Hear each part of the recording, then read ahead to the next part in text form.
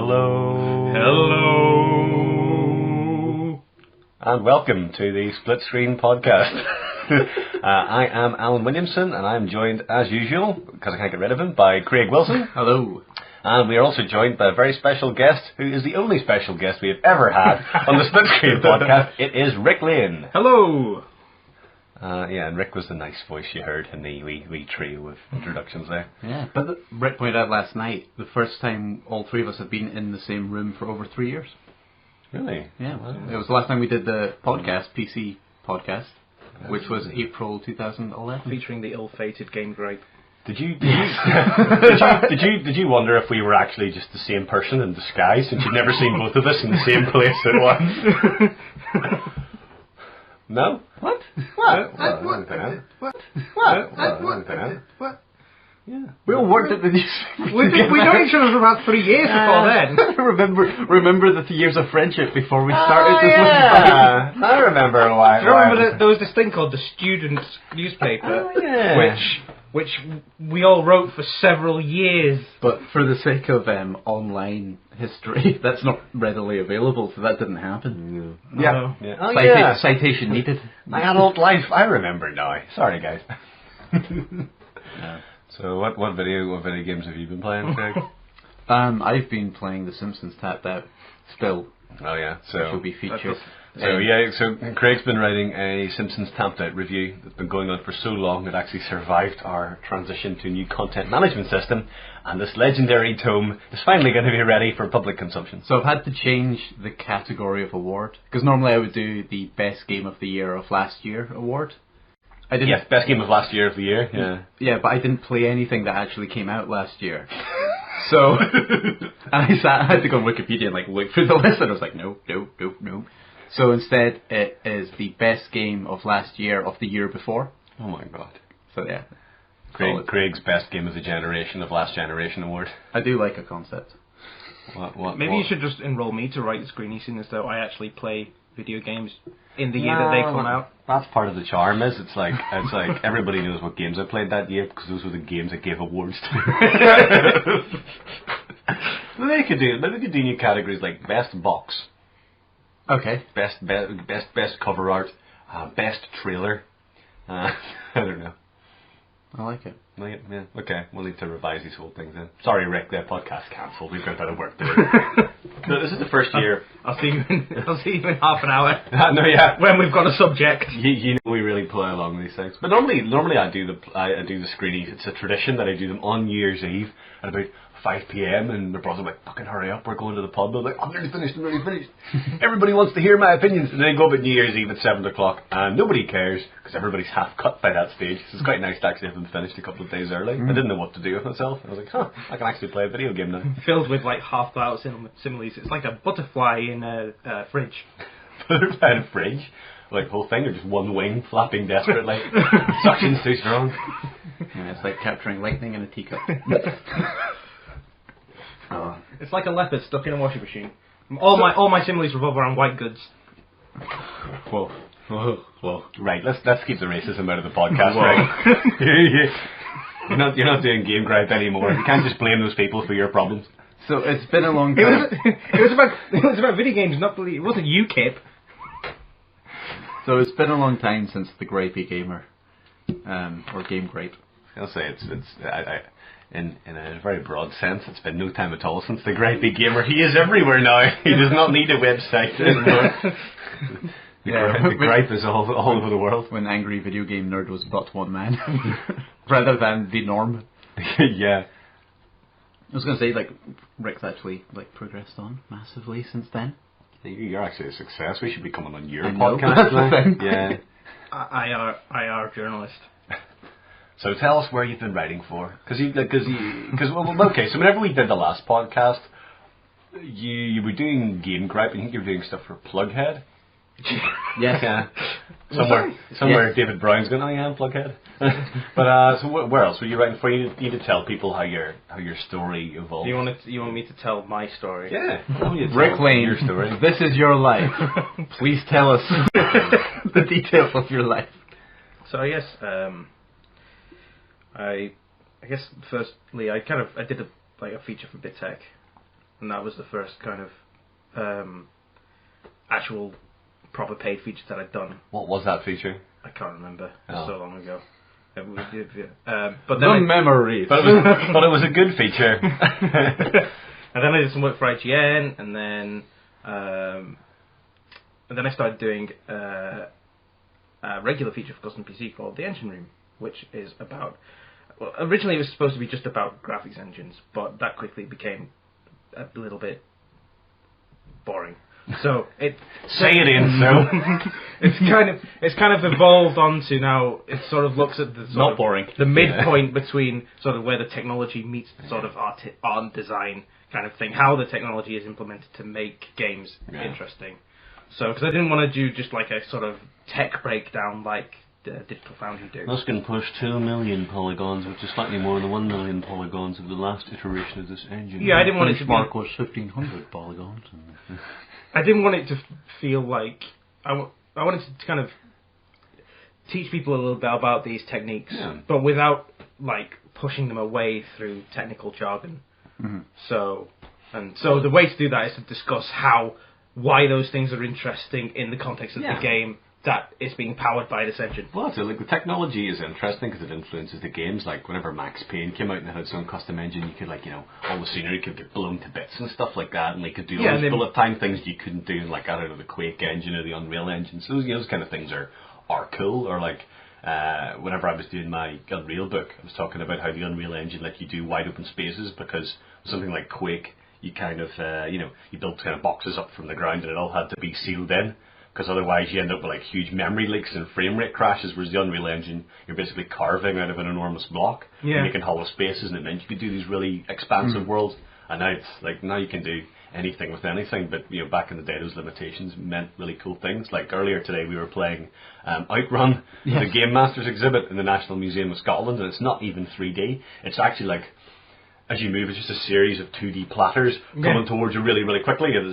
So that's kind of sprite scaling technology gave you like the illusion of it being in 3 dimensions. Yeah. Whereas like when you think back to the old Mario Kart on the SNES, it was like a similar idea where your character was actually just a little 2D sprite on the front, but then the map was kind of just and it was kind of faked really that you were moving around it. The Mode 7 thing, it's almost like it's kind of like you're in one spot and the map's moving under you almost. Yes. It's kind of like when you play those old racing games, and it feels like your car's like, been skewered and just kind of twisting around in one place rather than actually moving down the track. It's like, it's a weird kind of thing.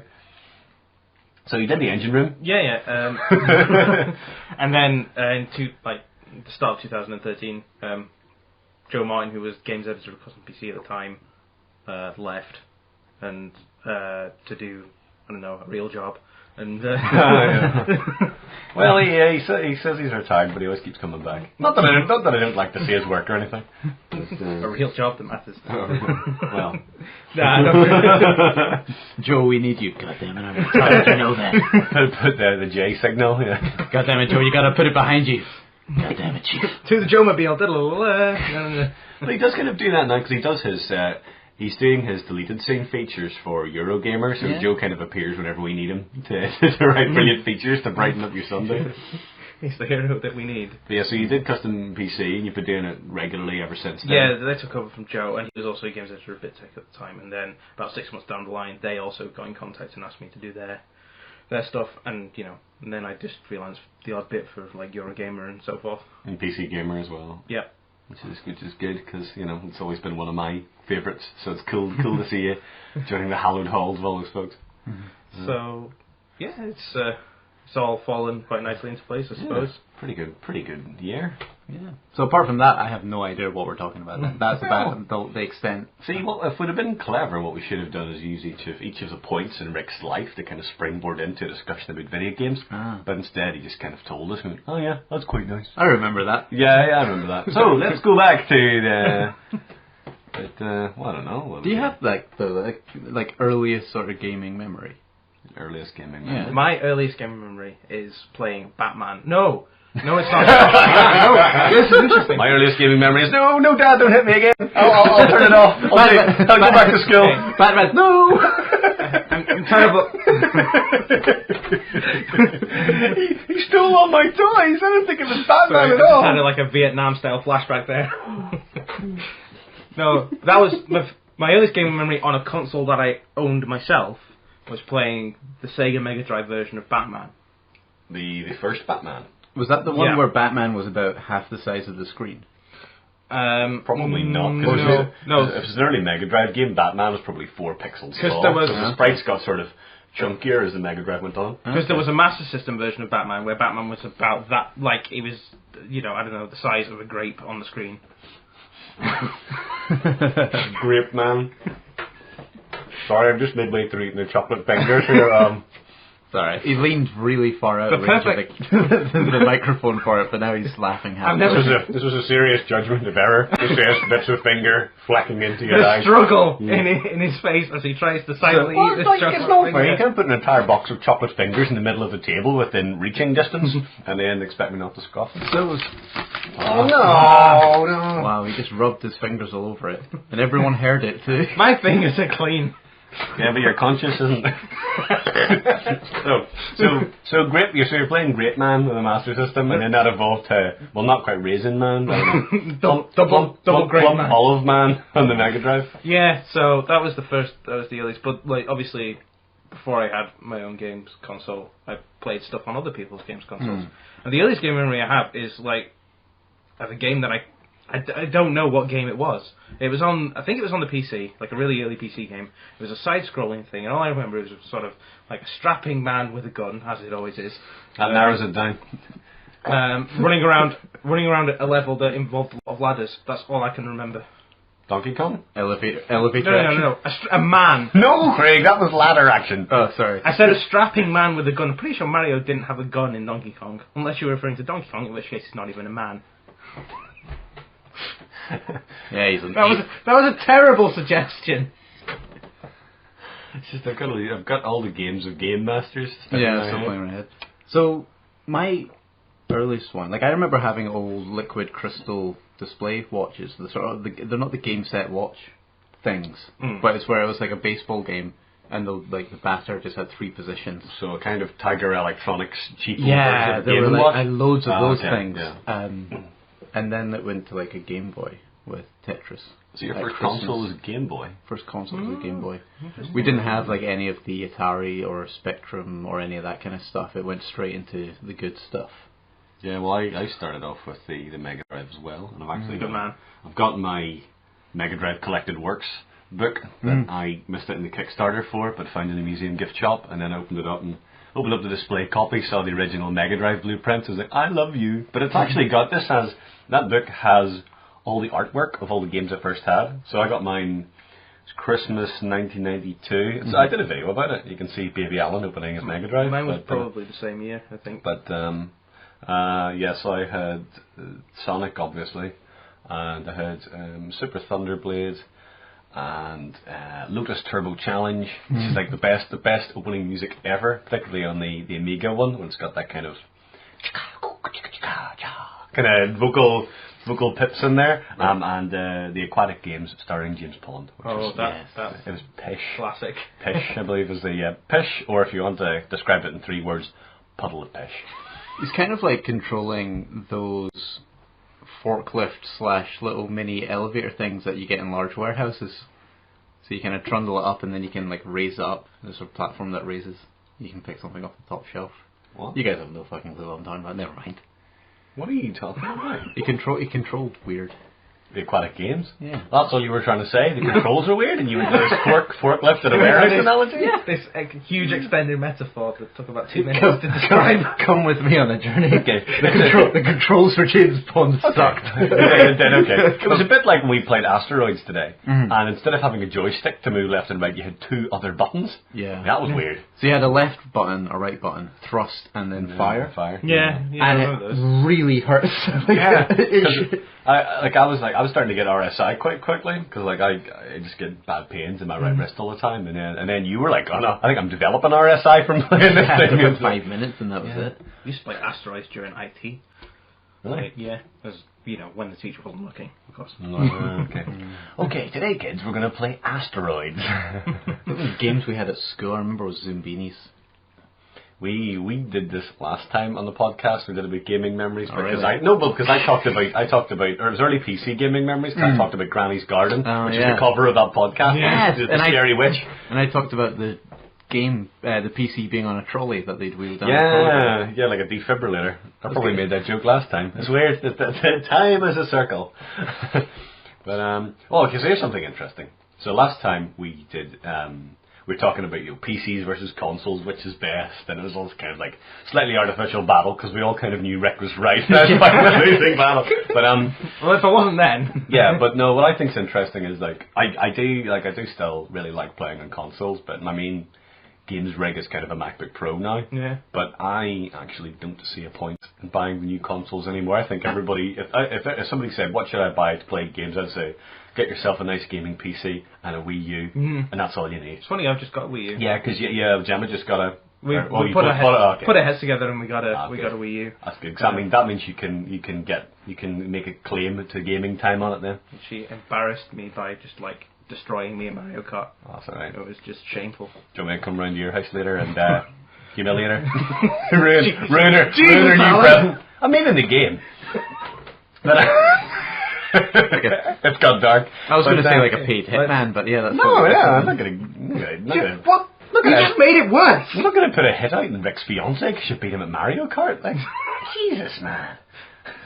I don't get to see you guys very often. No, you was thinking, God, that Alan, he's a fucking bastard. It's not dark. So I don't think we're going to be doing another podcast in 3 years' time now. That's because we'll all be dead. We'll all have to contract killers against each other. But the Mario. But whenever we did this, to get back on topic, he says doing the quotation fingers.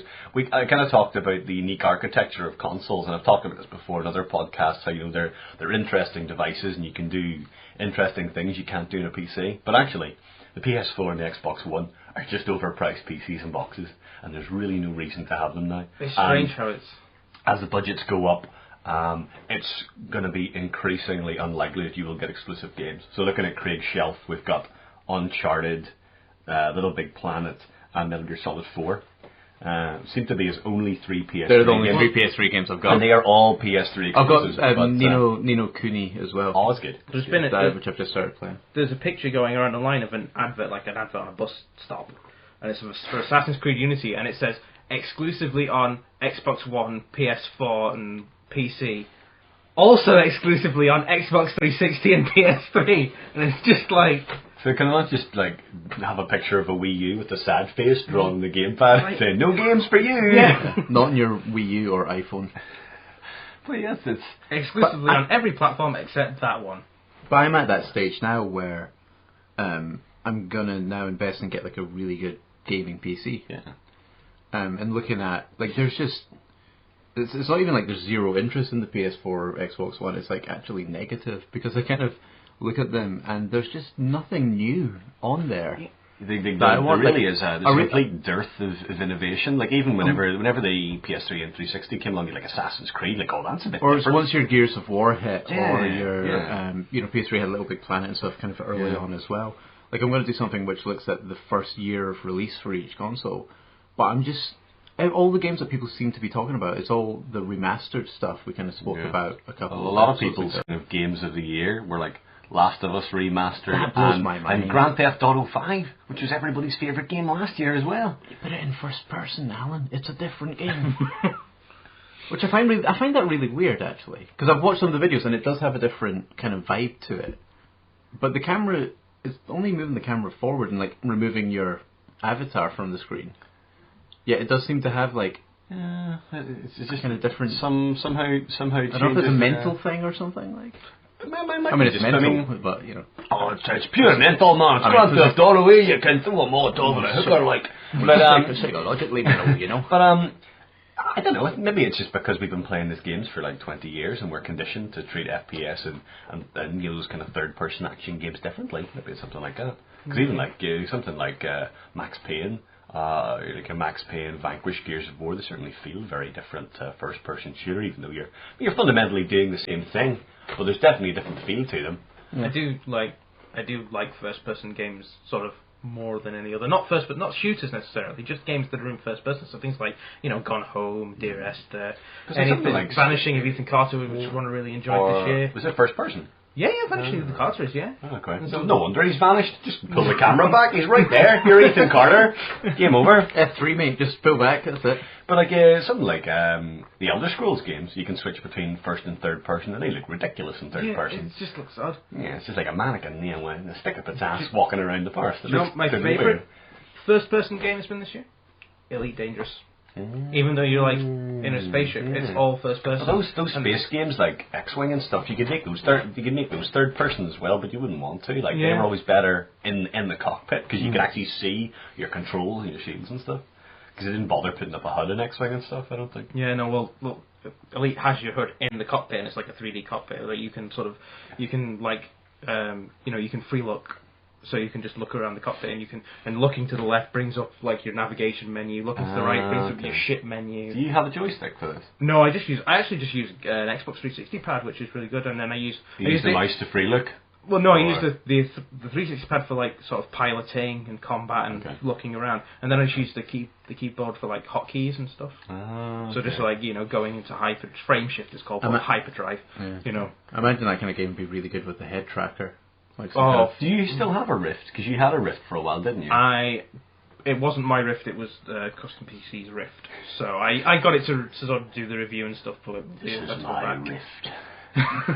But to be honest, like I was thought about getting the second dev kit, but I'm just going to wait until the actual. Just see what do they call the Crystal Cove one or something like that? Or? I don't know, just dev kit 2. Oh, okay. Just with a slightly higher resolution, but I decided just to wait for the commercial one now. Maybe this could be, the Kevin Smith podcast where they come up with the plot of Tusk. Maybe we could do one about a thriller about Rick stealing a head tracking device.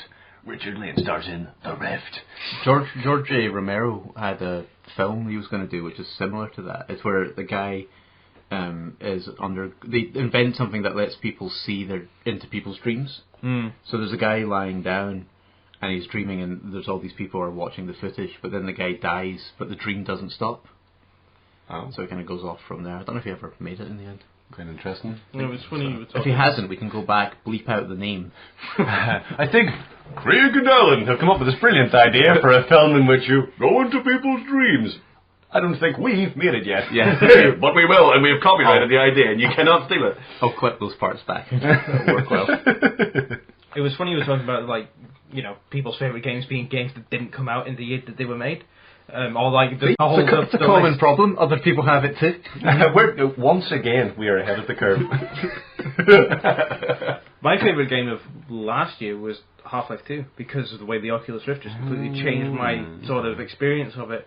Because I'd used the Oculus Rift a couple of times for like Team Fortress and a couple of other like tech demos. He's a naughty boy. Shit.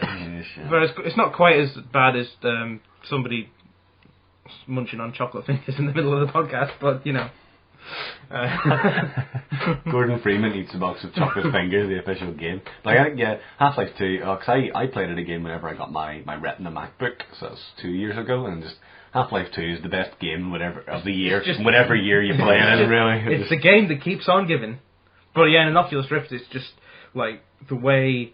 What I found most surprising about it was the way it changes your attitudes to height in a game. Really? Because suddenly you're stood on the ledge of, like, I don't know, the edge of a cliff or whatever, and you look down, and you're actually looking down into this abyss or whatever. Did you get a kind of little feeling of vertigo then? Not vertigo, but definitely I got, wow, that's actually quite far down. And then you jump down and I actually got the sort of rush in my stomach of, when you're on a roller coaster or something like that. I thought you were going to say you were like looking down the edge of a cliff and then Gemma came over and pushed your chair. You went, there are videos of people doing that with the Oculus. If somebody's like, just like on a... it was like, I think it was in Russia or something, and he's just like, he was looking around and somebody pushed him and he went, ah! Like properly, like panic. It's basically just blindfolding people and then hitting them with a wooden spoon. It's not really... Yeah, it's more behind you. Which, as you know, was my game of the year last year. Blindfold spoon hits. Yeah. A great party game for 2 or more friends soon to become enemies. Yeah, remastered coming on the PS4. Remastered. Now the spoon's dipped in silicone. Your friends don't stick to it anymore. It's brilliant. So we talked about first gaming memories. What is your favourite gaming memory? I think my answer is probably going to rip off yours as well to some extent. Left 4 Dead. Any times I've played Left 4 Dead, it's always the most fun I've had.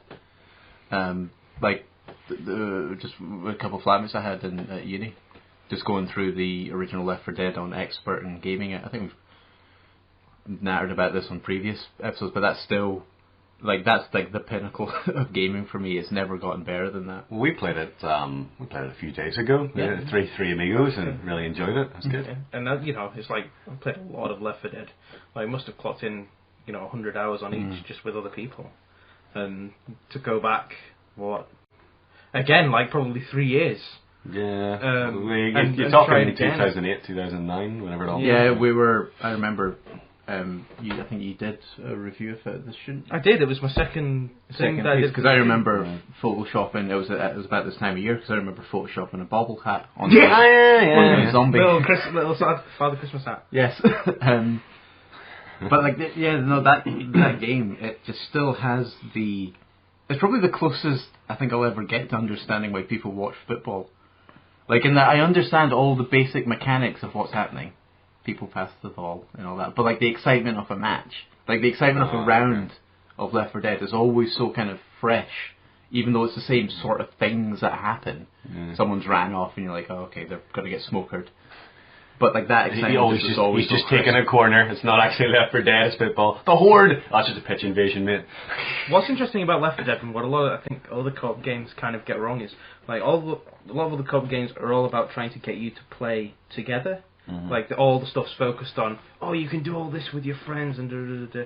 Left 4 Dead starts like that, but what Left 4 Dead's trying to do instead is it's just constantly trying to separate you and pull you all apart, and that's what makes you stick together. It's not like the game saying you must go off and do this thing together. It's actually just trying to separate you and get you alone, and it does it through a sort of almost anti-cooperative way because it's.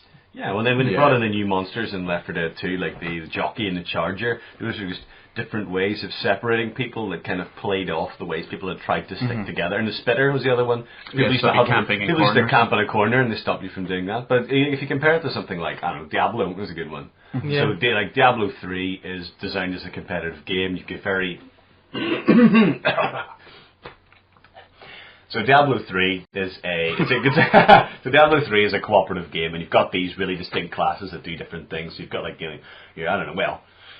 I don't want to lie about 3 because I haven't played it that much. But 2, you had the paladin and the barbarian kind of characters. Yeah, you had the wizards, and your witch doctors and things, and Amazons. Yeah, so you had ones who were a kind of a your hacker and slasher, and then your battle mage type, and then more support characters. Yeah, they do it by separating out the classes. Yeah, or something like Phantasy Star Online, which is basically Space Diablo, the one game I can't play again because you'll never see me. Just disappear into the abyss of addiction. But it had characters who were very much focused on support. But people used to still solo those Diablo all the time. And people do solo runs, they'll play it on their own and stuff. You wouldn't do Left 4 Dead 2 on your own, not because the AI is moronic, which is true. It just is not as good. No, you can't. It's because the AI sucks because the AI can't communicate and cooperate with you the way a real player does, and you must have that in order to survive. If you go, oh shit, the smoker's got me, oh shit, the AI's not gonna go, okay. And there is a kind of mutation mode in there where you can play as a sole survivor, so you don't even have your 3 AI buddies, and they kind of adjust it. Yeah. How much they throw at you, but it's much more akin to a bag roguelike in a way, because you're I know I'm going to fail at some point. It's just because what if a hunter jumps on you? That's it. You're dead. Yeah, the smoker gets you. You dead. They don't necessarily. When a hunter gets on you, it doesn't knock you down and then take all your life away. They'll knock you down, take your life down, but then you get back up, so you have a chance to recover from it. But you've still lost a big chunk of damage. Shit. But a lot of those things are Left 4 Dead kind of whittles you down as you play. And the whole point is that you're trying to get to the save point to recharge your batteries. You're just trying to get through that section. It's kind of like a lot of games, I don't know. your typical boss rushes at the end of old Mega Man games, or Yeah. any of those, or any old game where you had distinct stages that you don't quite see as much anymore. You get like missions and stuff, but a lot of sort of like Gears of War, your health recharges, so you just need to get through each battle. But older games like Duke Nukem's and Half-Life and stuff, you had these kind of finite health packs, so you had to make it to the next health pack. In Left 4 Dead, you've got the save room and the place where you've got your health and you've got your ammo and stuff. But it's always trying to chip away at you. So a lot of the encounters with like smokers and hunters and stuff, you never really get through them totally unscathed. Yeah. It's really unusual. So you are constantly being chipped away, and that's what adds to the tension as you go further through the stage, because you know if you get knocked down one more time, you're left for dead. Yeah, and so to equally, speak. the better you do, you know that you're just going to be coming up against a harder wall. Yeah. Or harder, like, opposition. You're never too far away from getting ruled out by a tank or something like that. So when you're saying about people who would solo through Diablo, Yeah. you want admission? Hmm? Shameful admission? No, actually, no. From myself? Oh, for yourself? Oh, I thought you said, is that a shameful admission? Like, no. I love to play that game on my own all night long. About a month ago, I downloaded World of Warcraft and gave that another go. No. So, but why would you do that? We had that lovely week. You had a week of Warcraft, and I had my 3 months of Warcraft, and we agreed to stop, and we went to the counsellor, and it was all okay. But that was before I created a hunter class, which is like a little dude with like a little pet, and I called him Taragor. Taragor? Which is, I think it's Gaelic for traveller. And I was like, that's a good name. I thought it was like a twist on a herb. And I got about 12 or 13 levels in before the usual bullshit became apparent. I was like, this isn't very fun for me anymore. It's the usual level cap. Oh, you get an item. Oh, you can't use it till you're a couple levels higher. Maybe we should just go a couple more levels in. We could get Destiny for the PS3. You want to play Destiny? It's the new game you play to grind rather than actually playing a game. I've got my grindy game on my phone. Oh, steady on, man. Your girlfriend listens to this, don't let her know you've got a grinder. but no, like, it was interesting. Like, a lot of people's Game of the Year lists had Destiny on them, which I thought was really strange, because it didn't get panned, but it didn't get the usual. People kind of went, Yeah, it wasn't like when Watch Dogs came out, when everyone was like, oh, Watch Dogs is so good. And I was like, Watch Dogs is clearly crap. And anybody that thinks this game is good, your judgment is called into question. Destiny, what happened was people reviewed it and they said, oh, it's okay, it's not as good as it could be. And then they kept playing it. They kept playing it all the time, and they were always talking about the new stuff in Destiny, and it kind of, people have just been hammering away at it pretty much constantly since September. Because I played the beta and really enjoyed it. I was like, oh, great, it's a new Bungie game. Praise the gods. They're like the Naughty Dog of first-person shooters. Mm-hmm. Destiny's the one big game this year that I haven't played. Because it was console only. And probably, yeah, and also because I just didn't have time to do that and everything else that was coming out at that time. So, did BitTech cover it? No. We're obviously PC centric. I am BitTech. But it's funny you talk about like the BitTech. You hear when you ask like, did BitTech cover it? It's almost like when you ask Bruce Wayne, like, did Batman solve it? No. Batman was busy doing other things. It's funny when we're talking about World of Warcraft though, because I've never played World of Warcraft ever. I wouldn't bother. No, I mean the thing that still impressed me was the look of it. And and the art style, and for like how limited they are in terms of number of polygons and stuff. And the whole run, I liked running around and the exploring. I liked that. Yeah. But then it was just trapped in this really boring game. But that has drastically changed since 2004. They haven't sat on their asses. It's not like it's this evergreen game. Like if you look at how the character models have changed, it's an enormous difference. And then of course they did Cataclysm, where they completely changed all of Azeroth and rejigged the whole shebang. I think I started playing it. Do we play it after Cataclysm? Before. It was before. We played before and then slightly after, because I think I may have played it after. I think I played it after the Cataclysm happened, and the area I was in at the time no longer existed. It was destroyed by the Cataclysm. It was like some beautiful lake. It turned into barren canyon. I think that's pretty cool. Pretty admirable, yeah. Yeah, and that's one thing about Blizzard. They don't sit on their laurels. Like they did all Mists of Pandaria or something, and I actually think the subscriber numbers are up again. It always seemed like World of Warcraft was like beginning the inevitable slow decline to like EverQuest style levels. People still play EverQuest. You know? Well, there's a really good documentary out that Blizzard made called "Looking for Group," and you can find it on YouTube for free, and it goes up from very beginning concept right through past Mists of Pandaria, and it sort of tracks that. What's kind of interesting about it because it looks at what it meant for the developers. They kind of show how they're trying to keep it fresh for themselves. And then that whole thing of like that show, The Mist for Pandaria, a lot of that came out because one of the artists drew the pandas for his daughter. Ah, okay. And then they just thought like, oh, that's a cool looking character. Like, I wonder if we could like do something kind of different with that. And then they actually just went, oh, I can't believe we're actually doing pandas. Well, that's it. It's like it's their world, and they can do whatever they want, and they're skilled enough at world building. Like when you think of like things like, you know, like Warcraft and Starcraft and things. Those are really interesting sci-fi worlds they've created, and it's like they're just very good at what they do. But they do take a very long time to do it, but you know. But it's like straight for me. It's just like it's a game like I look at and admire, but still like giving it like a second go again, and just like I just don't get it. Like in terms of me sitting down and putting time into it, it's like I think if it was free. And you just, and again, the way people people come home, right, and like most people are not like us. You have the attention span of, I don't know, a gnat. You know, like, because I get bored of everything really quickly. But some people just come home and they sit and they just play Call of Duty. The only games they have are Call of Duty and or FIFA. And they just play those every single night. And that's how they relax. In the same way that some people watch, I don't know, EastEnders. Some people read, I don't know, women's magazines, style magazines. Okay. No, not books. Books are good things to read. I'm trying to be snotty about pop culture. Oh, okay. So, you know, I could see if World of Warcraft was free, you sat down, you put a podcast on, like this one, for example, listened away, and you just played that to kill a bit of time. I think that would be okay. What I would not do is pay X amount of money per month to play it. Yeah. The only reason I never played it was because I did EverQuest and Star Wars Galaxies before that. And by that, and I kind of, like, I got really into both of those. You really into Galaxies? Well. Yeah, well, not as much as EverQuest, because me and the friend I was playing with at the time, we both fell out, and that kind of you know, that kind of tainted the whole experience. You fell out with your Evercrack dealer? So by that point I was like, I don't... Friends for EverQuest. Friends for EverQuest. I'm going to get this tattoo removed.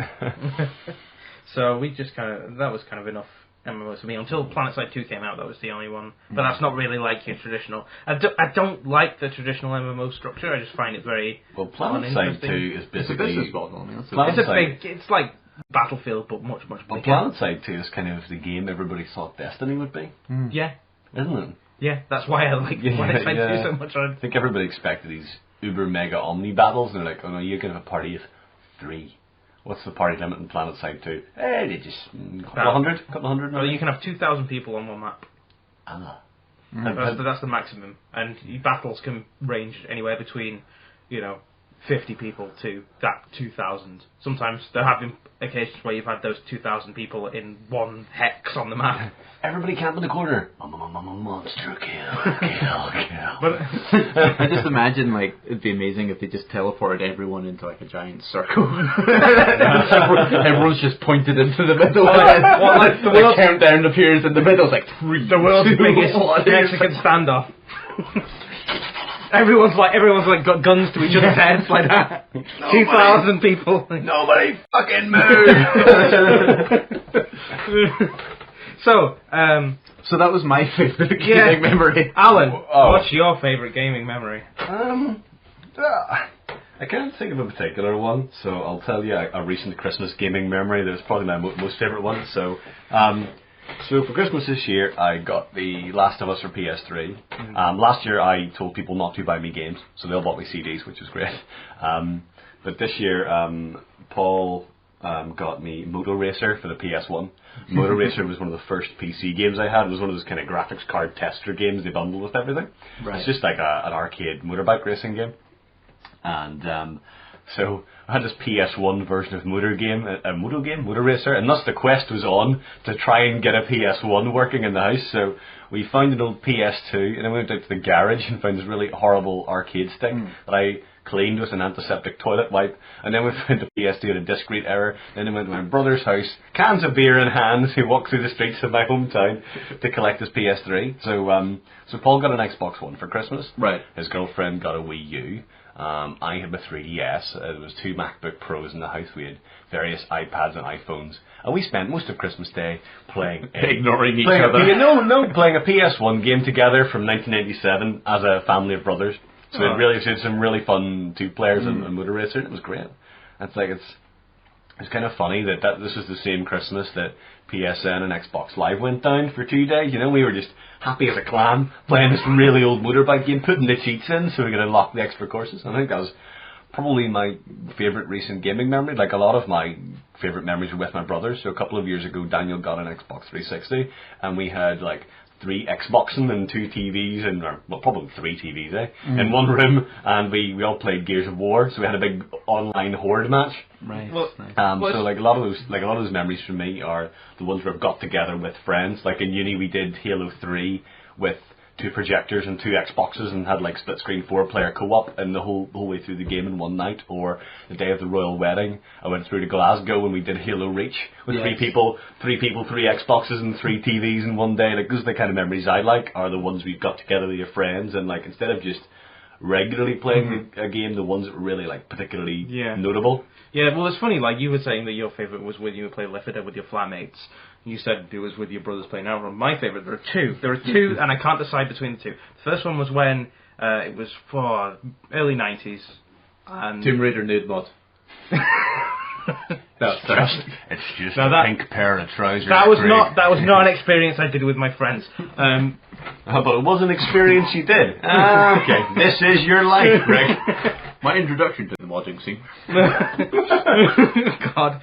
Next in the engine room. I remember somebody actually, like, when I remember seeing that in a magazine and being so taken by it, because I was like, it wasn't even like a cheat. It was like literally I remember it printed in this magazine, and it was like the entire code that you would need to code into the game to change the skin of Lara Croft to this nude mod. And I just thought, like, even as a kid, I just thought, why? Do you know what the worst nude mod? The worst nude mod was though. So like, in Tomb Raider nude mod, it's just pink clothes, okay? Yeah. The Sims nude mod, you can remove the pixelation. Yes. And it's just, they're nothing like kind of They're Barbie just, like, dolls. androgynous, yeah. The worst is Dead or Alive Extreme Beach Volleyball. Yes. Where Microsoft sued and had most of the websites taken down because they have proper digitized breasts and fannies in Dead or Alive Volleyball. Somebody has actually sat and drawn the fannies of these characters that you were never really going to see. That's by far the worst nude mod, because they're actually nude. I've just been sorry for whoever had to sit and draw fake nipples. Thank you, Craig, for torpedoing one of my fondest gaming memories there. With some crass anecdotes. You've been on this before, right? This is what we do. Remember, Rick, I'm the one who edits the show. Editorial control. Sorry, as you were saying. Yes, so, and it was basically my uncle and my dad. My uncle brought his PC around to my dad's house, and they connected them together, and they played Doom. So they had like an early 90s local area network, and they played Doom together. And then they let me and my brother. I was about I don't know, 6 or 7. He must have been about 4 or 5. And they let us play Doom together. And Daddy, what's that pile of raspberry jam? That's a dead demon, son. He's the spawn of hell. I didn't look at it like that in those days. It's fine. So that was really, and that was like, I think that was the first time I played a multiplayer game. Really, there might have been like something, like the Mega Drive game where it's 2 players or something like maybe Sonic 2 or something like that. But I don't think so. I think that was really the first time that I played a multiplayer game. I was with my brother, and it was just really nice. Nothing. But you can't beat local multiplayer. Like I remember, even like in high school, my friends had hooked up on Real Tournament 2004, and even playing in the same room as somebody was just so much better than playing online, or like all the old ones like your Micro Machines and stuff, and Streets of Rage. Like I played through when I did the Streets of Rage video for split screen. Paul played through it with me. We did 2-player and kind of chatted away through it, but it's not the same in Xbox Live as it is to be in. Well, I remember there's before, just something about that. like before both of us moved out of Edinburgh, or I think I moved out first. Like the last thing we did, we sat and played through a bit of Streets of Rage 2 at your flat. Oh, that was good. Yeah. Is that your favourite gaming memory? No. Nothing's better for a brotherly relationship than the ability to kill each other once in a while. No, we were. Actually, when I would play games with my brother, more times than not, we'd be cooperative, even in games that were like competitive. So when we played Worms, we would like sit and build things with all the girders, and then like destroy it all with banana bombs. Or when we had Red Faction, there was a level where it's kind of a very long level where you've got these two outposts looking at each other, and it's in the multiplayer. It's in the multiplayer map, and we both get rocket launchers and like basically tunnel across and down, and then down through like building some sort of channel tunnel of sorts, and we'd like just keep blasting rocket launchers so we could like meet in the middle. It's funny you mentioned Worms actually, because the other one that is sort of tied with that Doom memory is when me and Gemma first moved into the flat when we came to university in 2007. We moved in on the day, and obviously we didn't have any internet, we didn't have any TV, anything like none of that stuff was set up. But I had brought my PC, and we had one. I think we had one game that we could play, sort of local co-op on the PC, and that was Worms Armageddon. Which is like the best one. Yeah. It's so good that I've got an ISO of it on a hard drive somewhere just so I can play it when I get a fix. Yeah. Every year or so when you get the urge to worm yourself. And I think we just spent like 3 days before like everything got set up just playing Worms Armageddon together, and it was just great, We used to do co-op we don't have co-op, we used to do local multiplayer on the Dreamcast. Right. Paul got Worms Armageddon, so we'd be down at like the caravan in the summer on a really rainy day, and you were trapped inside. We used to pass the controller about of a 4-player game of Worms Armageddon. It's great. No, I think like Worms is like such a great game because you can kind of come at it at a lot of different levels. Like if you just want to have like a very chilled out game and pass the controller, you can.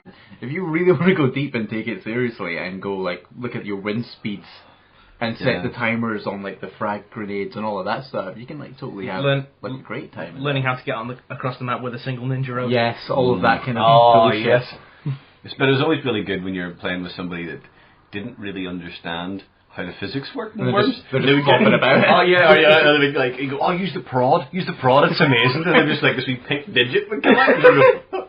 What happened? Like, you wasted your turn, sucker! But yeah, the ninja rope was great because you could really get serious velocity on it, and you just see like this little pink Watson flying off into space. I always just loved in Armageddon the baseball bat and get someone on the edge and just see how far you can pump them. They would skim the worm's court. Oh yeah, you could skim them along the water. Yeah. But that Worms to me is just I just don't understand how it has fallen from grace so far, because the 3D ones are obviously crap because they're too complicated. Well, if you look down there on the PlayStation 1 list, there's Hogs of War. Yes. Which, if you pull that one out... Yeah, we're going to try to do it without destroying all your stuff. That's alright. Interestingly, voiced entirely by Rick Mail. Oh my god, it's not, is it? Really? Yes. Rest in peace. And he left us this year. Salute. But I'm going to have to... if we can, unfortunately my PS3 doesn't play PS1. Nah, I've tried it. I was really gutted about that. It's not about smoke some pork! Exclamation mark. Read out the back of the box, Rick. What? To gain, what you want from this? To gain control of Infinite's will, you must first conquer the islands of Australia. With a crack troop of hard hogs, you must eliminate all opposition using the latest weaponry known to swinekind.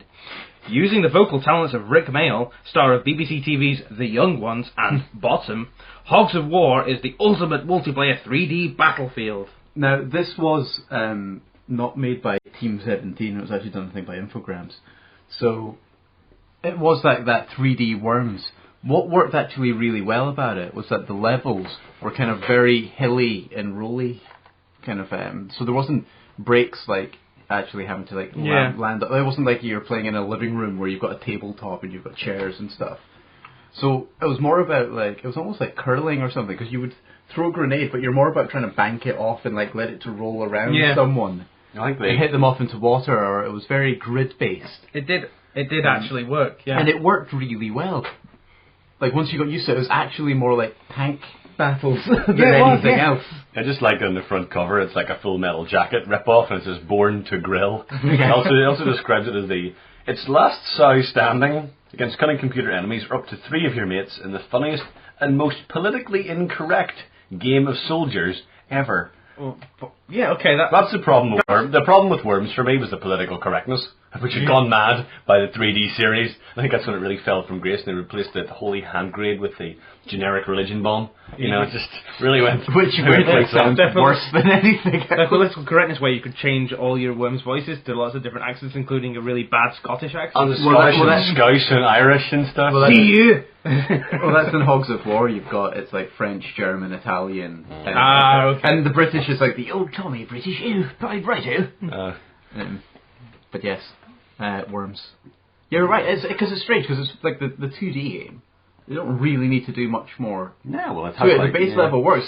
It feels like it needs the kind of I don't know, like Pac-Man Championship treatment or something. But I kind of, but see, they did this. So they did Worms 3D and Worms 4, and then they went back to doing 2D ones because in Team 17's quest to release Worms on every single console ever, they brought out like a Worms and a Worms 2 on Xbox Live Arcade, and they were in 2D, but they still weren't as good because it got that weird Worms 3D aesthetic to them. I just want Worms Armageddon back again. Well, I think they just perfected it with Armageddon, and you can't, once you got to perfection, the only way to go is imperfection. Because Worms 2 was the one that Worms 2 and Armageddon, and I think World Party was the next one. They're all very similar. Yeah, Worms Armageddon. Variations on Worms Armageddon is basically Worms 2 perfected, if you like, with a few extra weapons, like the concrete donkeys and stuff, and they.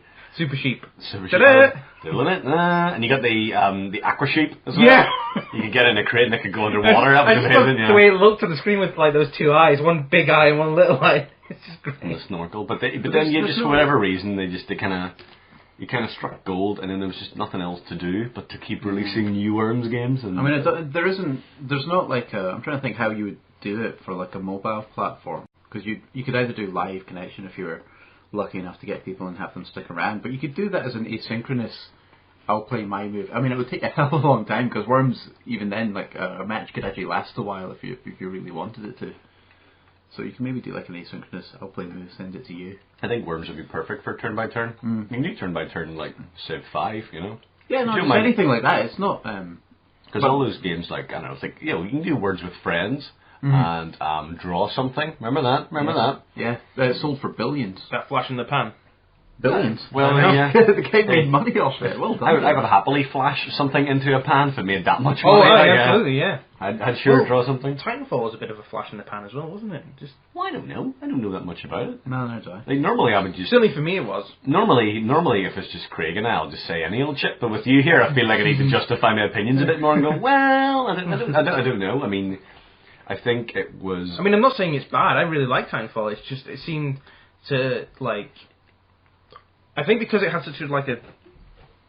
because the thing with multiplayer games is it's all about the you can't predict what's going to happen to a certain extent. So like Call of Duty... The reason people play Call of Duty, they'll just buy Call of Duty once every year and just play it is because every match is slightly different, and you get that with Left 4 Dead as well. It's slightly different. But Call of Duty, like Modern Warfare, was a really excellent game that happened to come out on Christmas 2007, which was when the 360 was really hitting its stride. So it was like the perfect combination of stuff. The same thing with Halo 2. Like, it came out for the Xbox in 2004 when people were finally starting to get broadband and take their consoles online. It was just the perfect storm. It made it like a massive online success. I think. But you played the Titanfall demo, didn't you, at Eurogamer? We played the demo at Eurogamer. That was brilliant. Yeah. Played the beta, and I was like, oh.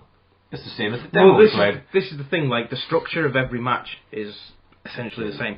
You start off with your pilots and you run around jumping off walls, scooting about, and then you get some Titans, and then you have a bit of a mixed battle, and then everyone has a Titan, and then the match ends, and you have that epilogue where the losing team try and escape in the dropship, and the winning team try and kill them before they can get there. And I think because of that structure, which is quite rigid, I think people found it to be quite repetitive, even though it still has that kind of multiplayer unpredictability. It kind of accentuates the fact that you're repeating through it. Yeah. Whereas with a traditional Call of Duty stage, you would go in and you would play, and really the progression that would happen, the equivalent of getting your Titanfalls was once certain people would rack up your kill streaks.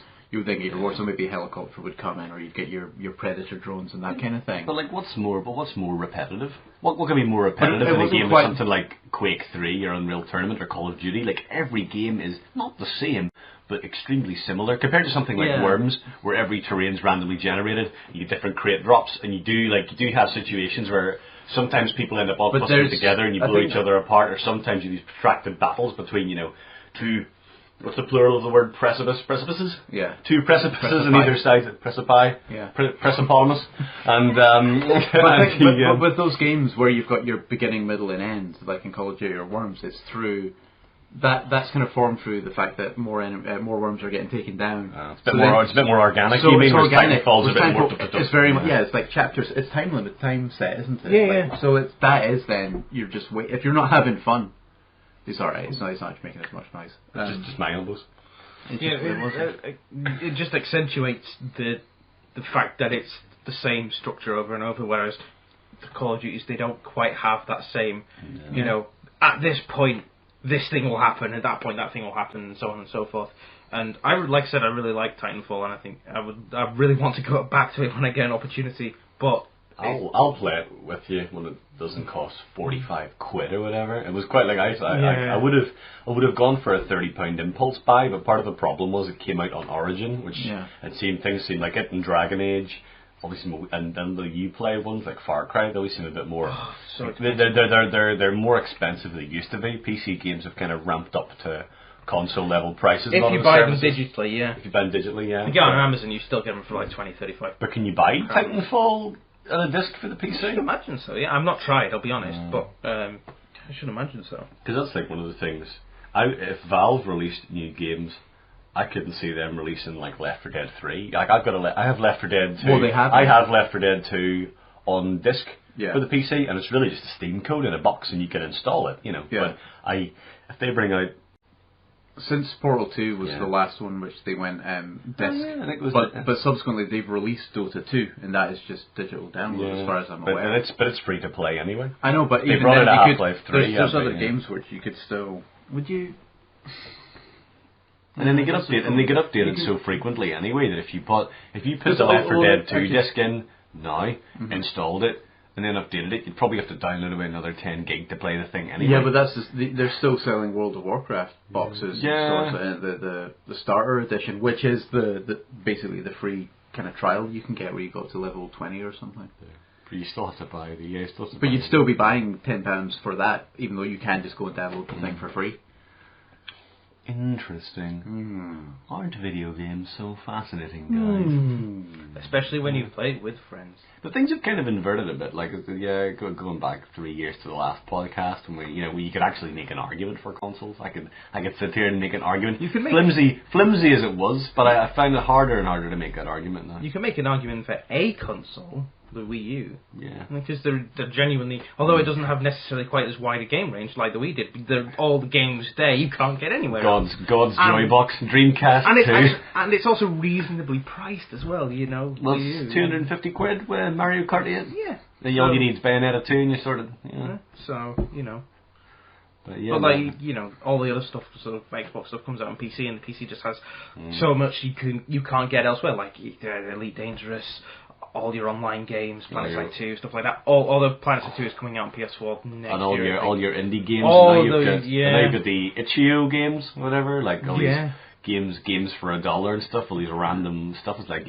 a lucky dip of fun indie games. You seen any of this Captain Toad's Treasure Tracker? Yeah. Well, that's interesting. So it's like, because Nintendo pumped it out in under a year, it's a little bit cheaper and it's really, really very good. Well, there's going to be a side game in 3D World. Yeah, 3D I think World. there are some Captain Toad-esque levels in 3D World, and then they expanded upon that. But like, it's such a sort of dumb thing to say. But I looked at it and went, "That's a game."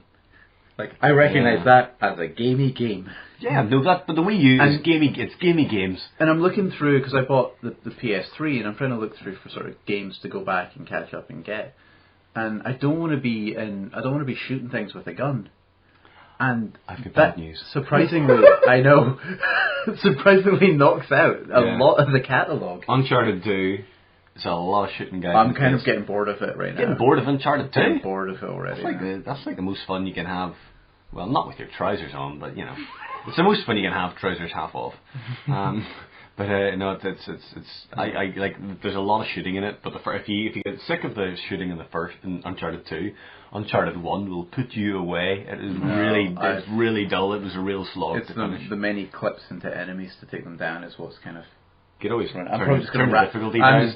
That's I'm very much at that stage right now. But see, PS3, like once you take away the games you've already played in the 360 and the big name games, there's quite a lot of weird indie things in it, like Flow and Flower, Journey. You get like your Fumito Ueda games, so your Shadow of the Colossus, Echoes, and a lot of like weird JRPGs and stuff. And then you can pick up the PS2 games you probably didn't play, like Zone of the Enders and things like that. And I played them back in the PS2 games. I looked over at your shelf to check if you had it, and you didn't. So I thought it would take a wild punt. No, I had far more games than what's there. Those were just the ones that I saved because I sold all my old games. Jesus. Those were the ones that I kept. For some reason, Quake 2, I decided to keep. But whenever we come round to your house, how are we going to know you're a real gamer if you don't have 3 cabinets of games? There's books in this shelf. Well, I'm not. There is, but look down there in that box down there. There's a Mario doll sort of hidden in the back, creepily. Oh yeah. Oh, mind I was saying, there's like a Neil Young shrine. That is it over there. Neil Young shrine. There's Kevin Smith shrine. Giant worms picture in your bathroom. Yeah, that's true. Yeah. Giant worms in your bathroom? Yeah, go have a look at it. Craig, no! Put it away! Hold on, I didn't see an Alan shrine. Where's that picture I sent you? What picture? I don't know, the naked one. That's the desktop. Maybe I got your address wrong. Oh, that naked one. You got that for Christmas, Rick. Sorry. I'll get you one. Technically, it was Gemma that opened it. It was a bit of a shock, I think. What can I say? It's a different kind of worms poster. 5 inches out of 10. Hey, 10 inches out of 5. Split. No. Well, these things grow. Right, well, I think that's the end, isn't it? Yeah, I think we've just scraped the bottom of the barrel there. Yeah, or as Johnny Liu once wrote in a piece for the Telegraph, that we've burst through the bottom of the barrel and we're feasting in the frothy silt below. So, yeah. Well, it's been good having you. Let's do it again in 3 years. Thank you very much. Do we do a sign-off? No, we still haven't got one. Well, okay, right, let's come up with one. So, Goodbye. That'll do. Just do that every time. I don't know how we're going to get somebody to do 2 voices at once.